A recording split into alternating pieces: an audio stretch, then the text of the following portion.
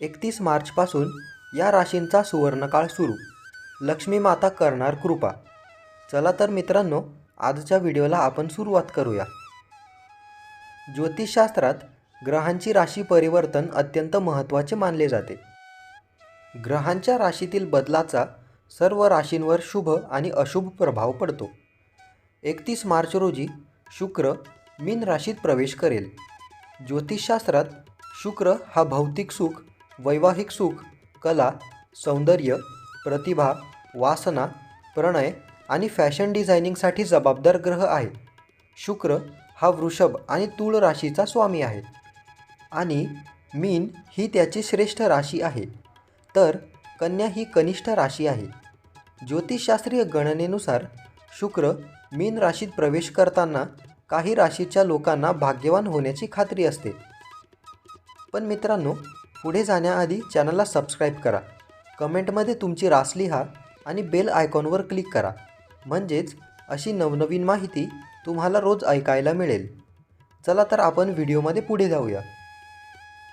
शुक्राचा मीन राशीत प्रवेश केल्याने कोणत्या राशींना फायदा होतो, चला तर आपण जाणून घेऊया.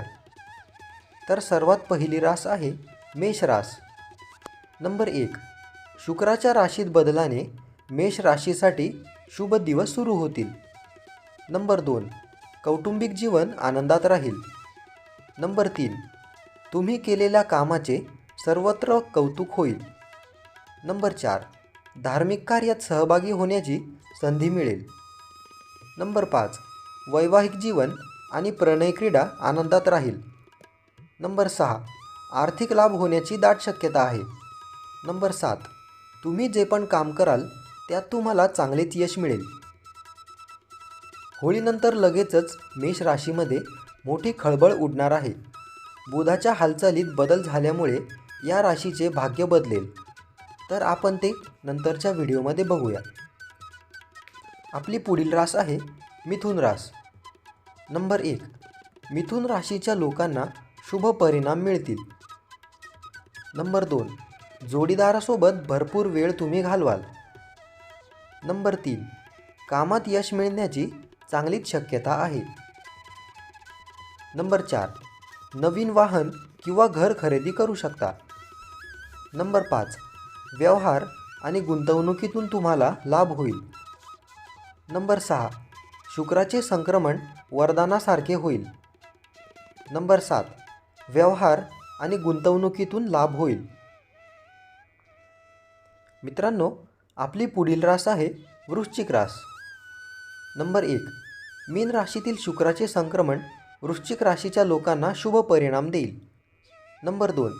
व्यवसायासाठी हा शुभ काळ राहील. नंबर 3. नोकरीमध्ये तुम्ही केलेल्या कामाचे सर्वत्र कौतुक होईल. नंबर 4. शिक्षण क्षेत्राशी निगडित लोकांसाठी हा काळ वरदानापेक्षा कमी असणार नाही. नंबर 5. तुम्ही कुटुंबियांसोबत वेळ घालवाल. नंबर 6. उत्पन्नाचे स्रोत वाढण्याची शक्यता आहे. नंबर 7. आर्थिक बाजूसुद्धा मजबूत होईल. पुढील रास आहे मीन रास. मीन राशीच्या लोकांना शुक्राच्या राशीत बदलाचा फायदा होईल. नंबर 2.